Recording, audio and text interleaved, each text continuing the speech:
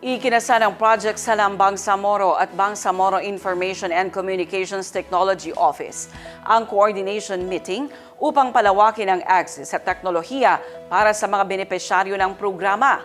Ang Partners in Peace and Progress story mula kay Criza Chavez.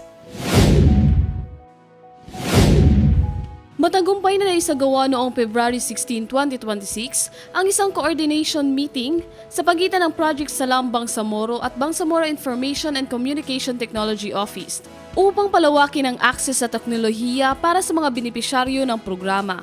Layunin ng pagpupulang na tukuyin ng mga konkretong oportunidad sa larangan ng information and communication technologies na maaaring magamit upang mapahusay ang kaalaman, kakayahan at kabuhayan ng mga kalahok sa Project Salam. Ayon sa mga dumalo, mahalagang maisama ang digital literacy at teknolohikal na inobasyon sa mga community-based initiatives upang maging mas handa ang mga benepisyaryo sa makabagong hamon ng ekonomiya at trabaho.